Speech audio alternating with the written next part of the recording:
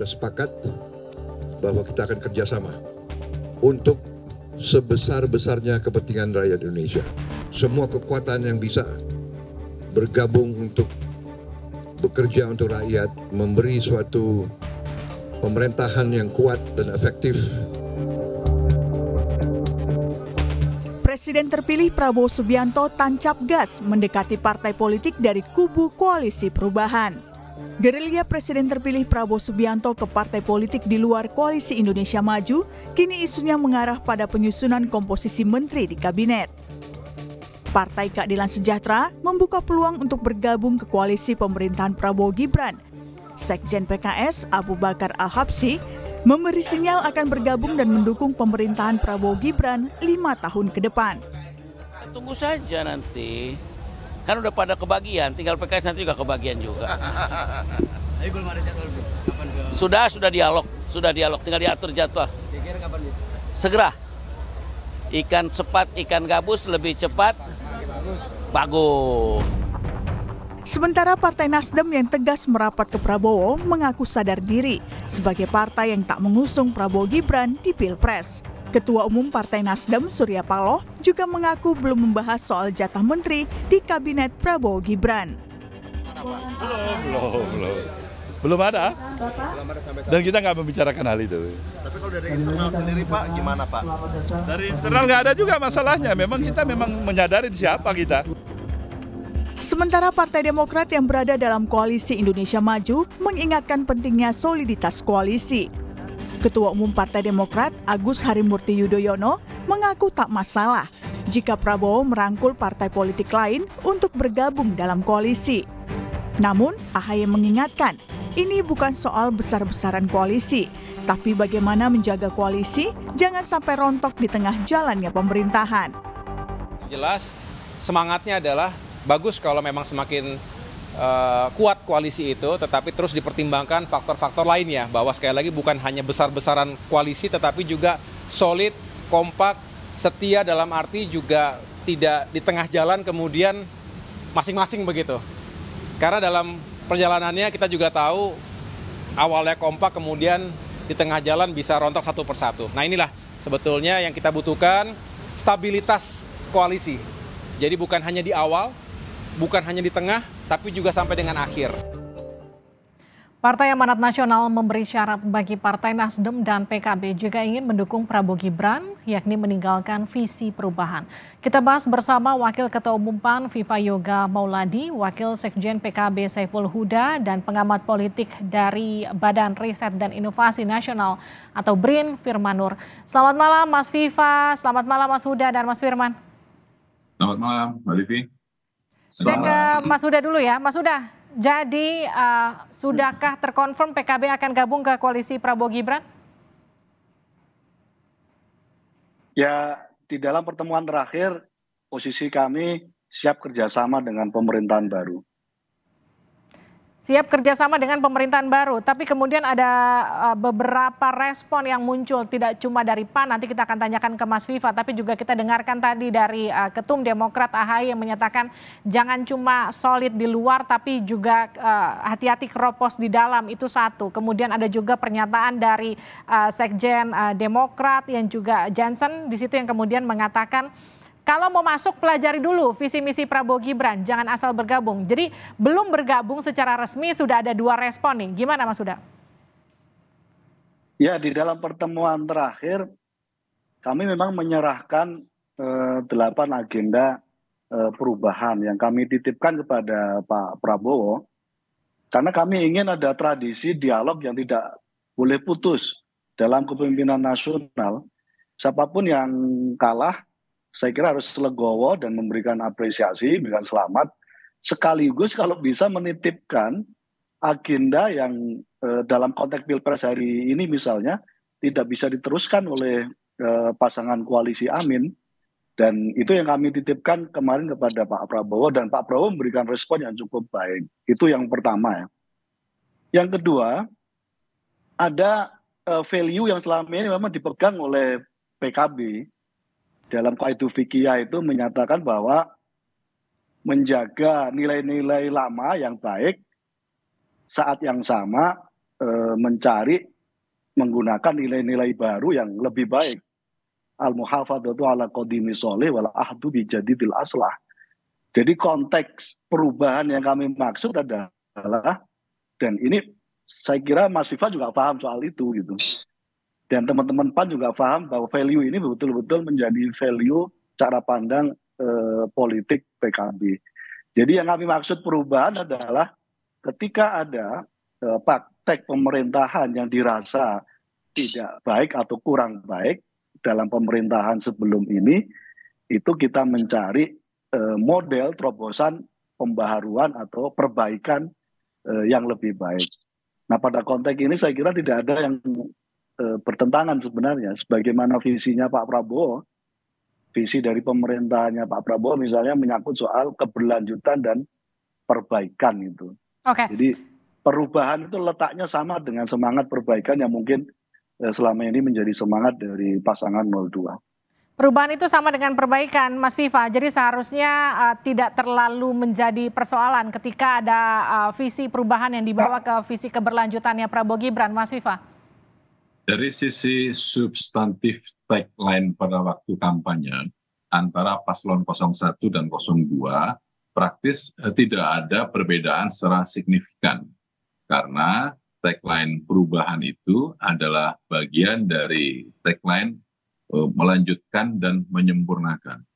Menyempurnakan itu adalah memelihara tradisi nilai yang baik dan merubah, melakukan perbaikan, menyempurnakan sesuatu yang kurang baik agar lebih baik lagi. Dari sisi substantif tagline itu tidak ada hal yang diametral, yang vis a vis. Jadi substansinya itu sama bahwa perubahan itu adalah sesuatu yang taken for granted dan bagian dari program melanjutkan dan menyempurnakan. Cuman begini, kalau kemudian diturunkan, diberikan lagi dalam bentuk visi, maka ketika dari PKB, dari Nasdem rencana berkoalisi, Partai Amanat Nasional sangat senang sekali karena akan ada kekuatan tambahan politik baru di DPR menjadi 417 kursi dari 580 kursi DPR RI atau setara dengan 71,89%. Jadi visi presiden itu adalah bagian penting dalam proses untuk melakukan konsolidasi program di internal koalisi. Baik, Mas Viva, izin saya potong ya Mas Viva. Kalau memang senang dengan kehadiran Nasdem dan juga PKB, kenapa PAN mengeluarkan syarat untuk meninggalkan visi perubahan? Sebenarnya secara substantif tidak ada syarat untuk meninggalkan perubahan. Pemerintahan itu harus melakukan perubahan. Visi melanjutkan dan menyempurnakan itu kan di dalamnya melakukan perubahan, perbaikan, membuat inovasi baru sebenarnya. Kalau diturunkan dalam bentuk praktis, visi, maka ketika bergabung menjadi satu harus menjalankan visi presiden. Kalau dulu pada waktu kampanye menolak food estate, ya sekarang jangan menolak dong. Kalau dulu menolak program makan gratis dan minum susu, ya jangan menolak. Dan beberapa hal yang lainnya yang saya rasa itu dulu dikumandangkan dan diperjuangkan dalam saat kampanye. Tapi setelah terpilih presiden baru, seluruhnya harus mengikuti visi presiden. Maksudnya begitu. Baik, saya ke Mas Firman. Mas Firman, dari pernyataan Mas Viva tadi, dari pernyataan Mas Ahaye sebelumnya, jangan sampai besar, asal besar saja tapi keropos di dalam. Apa yang menyebabkan partai-partai ini kemudian menjadi reaktif ketika kedatangan teman koalisi baru?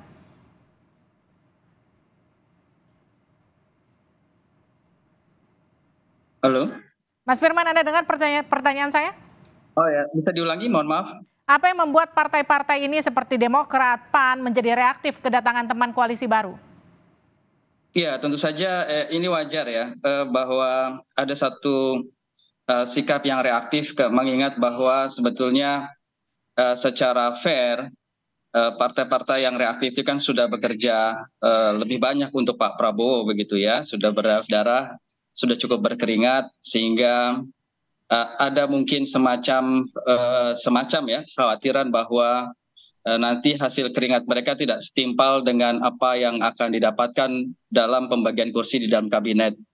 Atau menyebabkan mereka yang tadinya justru berseberangan menentang Pak Prabowo dalam pemilu dan kampanye itu kemudian mendapatkan posisi yang lumayan basah, katakanlah begitu, sehingga tentu dirasa tidak fair.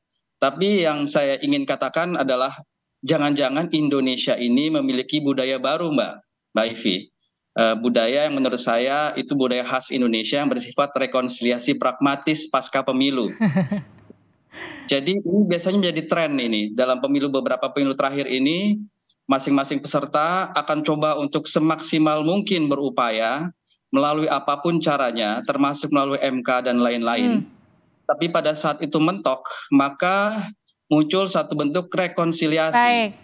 Nah, yang nantinya akan dibumbui oleh sebanyak-banyaknya alasan mengapa kemudian mengajak bergabung, dan kemudian mengapa harus bergabung. Nah, ini akan menjadi budaya baru mungkin ya dalam textbook politik di dalam ilmu politik begitu ya. Karena ini cukup janggal karena sebetulnya di dalam pertarungan yang umum satu koalisi itu dibentuk oleh sebuah manifesto. Manifesto yang betul-betul berbeda, biasanya berbeda karena didasarkan pada satu ideologi yang clear begitu ya. Dan masing-masing pihak itu menghormati manifesto itu dengan membiarkan mereka yang memenangkan pertarungan untuk menjalankan manifestonya dengan sebaik-baiknya.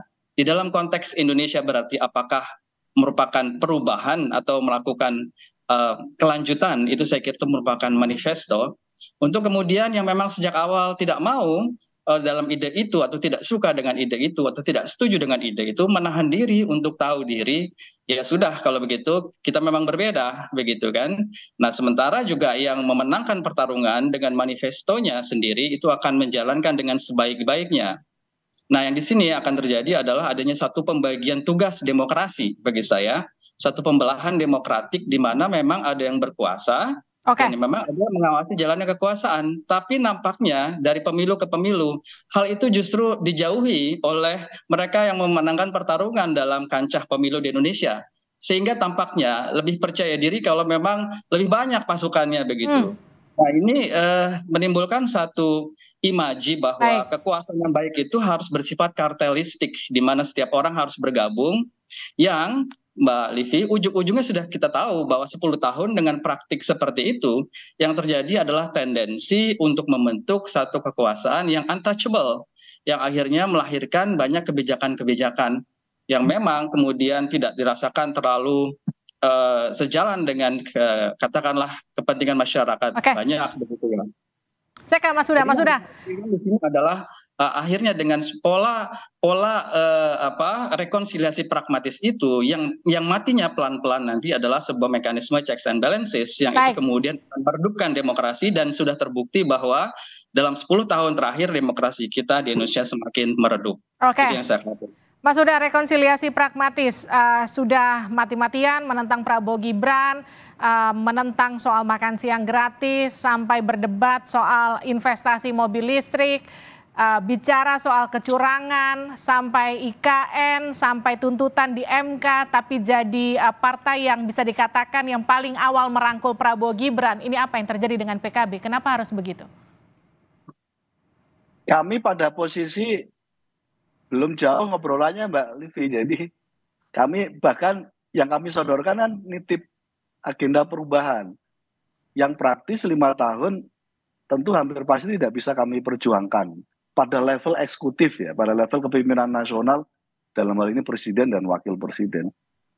Jadi kami tidak ingin GR juga, jadi kalau ada yang agak resisten sebenarnya belum tepat ya, karena kami baru menitipkan agenda perubahan kepada Pak Prabowo sebagai presiden terpilih. Tapi gini Mas Jadi Viva. selebihnya saya kira belum sampai sejauh itu. Belum sampai sejauh itu ya Mas Huda. Tapi gini, ketika tadi Mas Viva katakan, oke deh kalau bergabung, tapi nanti nggak boleh nentang IKN ya, nggak boleh nentang makan siang gratis ya. Sementara ini kan adalah 2 program yang sangat resisten ditolak oleh 01 kemarin. Ini siap PKB? Kan belum, kan ini masih fase dialog saya kira. Baik, jadi masih bisa. Kita lihat, masih jadi belum putusan gabung tidak gabung kan masih nunggu tanggal 20 Oktober saya kira. Oh, oke. Jadi artinya sudah dikatakan siap bekerja sama tapi masih belum fix untuk gabung atau nggak gabung gitu ya. Masih bisa menawarkan program perubahan, bisa juga mundur begitu ya? Ya termasuk kita lihat, tapi kita apresiasi karena Pak Prabowo ketika kami sodorkan 8 agenda perubahan, beliau mengapresiasi penuh dari 8 agenda perubahan itu. Dan saya kira teman-teman koalisi 02 perlu baca sebenarnya. Jadi 8 agenda perubahan yang kami titipkan sepenuhnya adalah menjadi bagian dari agenda perubahan yang sempat diusung oleh Pak Prabowo 2014 sampai 2019. Oke. Tapi sama-sama punya irisan yang sama dari agenda yang sedang terus diperjuangkan oleh PKB, termasuk akhirnya kami mengusung Gus Muhaimin sebagai calon wakil presiden.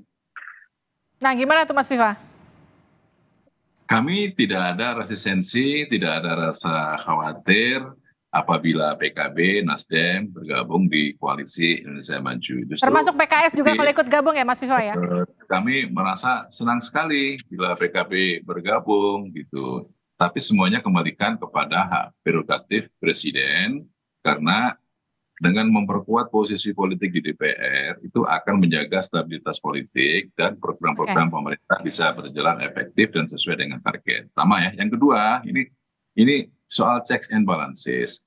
Jadi seringkali menurut saya membuat pernyataan bahwa jika terjadi koalisi besar itu akan menghilangkan checks and balances. Kalau menurut saya kurang tepat, karena koalisi besar yang ada di DPR, pemerintahan itu akan menjadi lebih kuat, program bisa berjalan dengan efektif sesuai dengan tujuan, dan akan menjaga keharmonisan dalam menjaga persatuan. Kalau dilihat dari sisi fungsi konstitusional anggota DPR, seluruhnya punya fungsi pengawasan dan kontrol. Baik itu anggota DPR yang ada di dalam pemerintahan, partainya, maupun partai yang di luar pemerintahan. Justru sekarang ini kekuatan kontrol akan semakin bagus dan semakin efektif karena ada kekuatan civil society sebagai kekuatan negara, kemudian kekuatan netizen dan kekuatan pers. Jadi bukan hanya dengan kekuatan di DPR saja, kekuatan di luar DPR itu juga menjadi sangat penentu dalam membangun checks and balances dalam proses demokrasi, gitu loh. Jadi kan sering dihadapkan gitu, kayak begitu. Saya ke Mas Firman. Mas Firman, kalau semua partai gabung ke koalisi pemerintahan, cukup kuatkah civil society, pers, kemudian jadi, kenapa Anda geleng-geleng? Artinya Anda menyatakan itu sudah tidak mungkin bisa terjadi check and balances, Mas Firman? Ya, terlalu normatif lah untuk membayangkan bahwa ya kita bergabung tapi akan ada checks balances yang efektif. Tentu saja itu sangat normatif ya, dan kita bicara secara empirik sajalah bagaimana apa yang terjadi dalam 10 tahun ini ya. Bagaimana kemudian misalnya banyak kebijakan yang ditargetkan bahkan dalam hitungan hari harus sudah selesai, dan itu bisa berjalan dengan efektif untuk kemudian menghasilkan residu yang berupa kritik dari masyarakat sipil atau kekecewaan dari masyarakat banyak karena kebijakan yang dibuat itu bersifat elitis. Dan memang Indonesia ini secara akademis sudah dianggap semakin jauh ya dari betul-betul negara yang demokratis. Itu sebuah kenyataan akademis.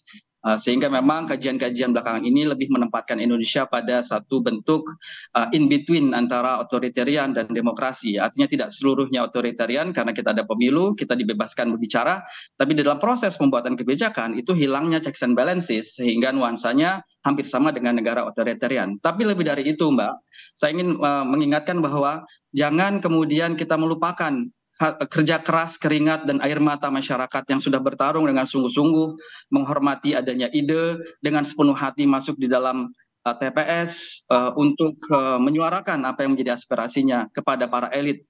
Mohon jangan dipatahkan semangat itu sehingga akan terus patah sehingga akhirnya terjadi kegambangan untuk apakah kita memang memerlukan demokrasi, apakah kita memang memerlukan pemilu, apakah kita memang memerlukan kampanye. Kalau toh akhirnya akan menjadi bancakan para elit, katakanlah begitu ya, walaupun mungkin ini masih dalam proses. Tapi seperti yang saya katakan, kalau kita bicara pengalaman sebelum-sebelumnya secara empiris, ya ujung-ujungnya bagi saya adalah sebuah rekonsiliasi pragmatis begitu. Terima kasih Mas Firman, terima kasih sudah bergabung di Sapa Indonesia Malam.